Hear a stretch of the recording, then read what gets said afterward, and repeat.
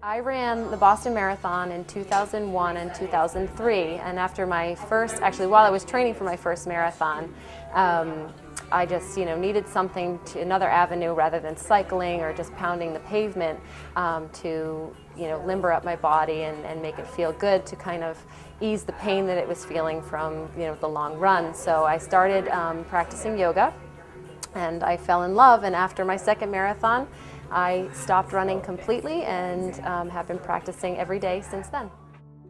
I only offer one specific style. It's power vinyasa, heated power vinyasa, and I felt that there was a bit of a void in kind of the Metro West area for another studio. And I think also complementing it with the boutique was kind of the impetus for this whole a little yoga.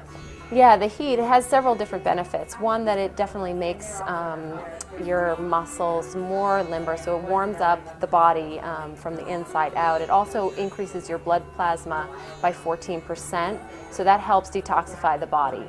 And sweating is always good because your skin is the largest organ in your body, and to cleanse it you do need to sweat. So those are some of the benefits.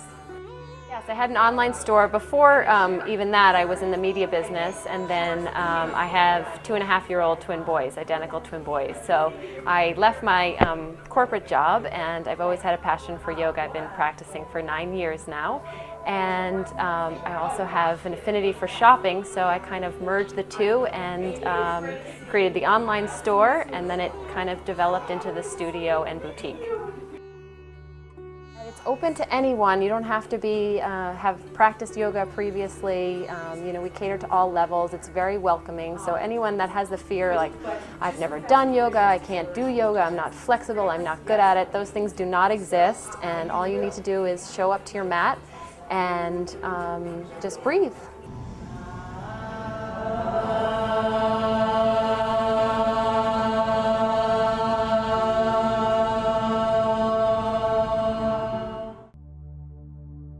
I've had the studio for going on, 7 years now in this location. I was teaching yoga before that, yeah. I was teaching at a lot of different clubs and studios in the Boston area and out in the suburbs here. When I first had the studio, I've expanded in the last couple of years. I just had yoga classes and then a few Pilates classes because I have a lot of training in Pilates. And then I decided that there's a lot of different styles of movement that I think mirror the philosophy of yoga. We have a class here called Nia, which I teach, and another teacher teaches, which combines a lot of different movement styles, dance styles, Tai Chi styles, martial arts, and even yoga in a movement class, so you're not just on your mat. And then the Zumba class that you just had. And then the Pilates class also is great for core strengthening. And we also have a ballet stretch class, which is also a wonderful complement to yoga, along with kids yoga and teen yoga. I mean, there's not only the studios that you see on the street, but there's studios in health, yoga, health clubs. I'll do yoga, have yoga on their schedules. There's a lot of studios in Wellesley itself that are just private studios, that are smaller, that are in people's homes, where they, maybe will have their own practice there. So I think we're just lucky in the Wellesley area that we have so much wonderful yoga opportunity here. One thing I'd like people to know about Laughing Dog Yoga Studio is that it's a wonderful environment. We have great classes. We cater to all different ages. We have kids yoga, we have teen yoga, we have yoga for seniors, we have different levels of yoga. Some studios might have more of a just all levels classes. We have levels for beginners, we have levels for people who've been practicing a lot more. We have a lot of variety of classes, and we have a beautiful shop also that has some wonderful yoga gear. So I think that it's just a great community. The students are wonderful. I love teaching here. I have great teachers, and it's a just wonderful environment. Actually, when I got laid off after 9/11 from my regular job, I just walked in through this town because I was meeting a friend for lunch, and I found this yoga studio. And this is where I stayed ever since. I practice power yoga mostly, but it's just kind of a general term. I have visited all the other practices, their postures, and there's different styles, but the postures are very similar.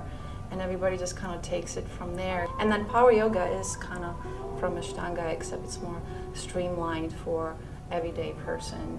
We have some beginners classes and different teachers are slower than others, and we try to pay attention to students and to their needs so that they do not get hurt, improve their alignment and flexibility so people can take it at their own pace. Slowly coming up, so you can just reach your arms back and just rounding your back. And then take your feet together. Well, I've read somewhere that if you're happier about who you are, you spend less, so the happier you will be, the less money you spend, and the happier you will be, so you won't have to go shopping and spend more money. But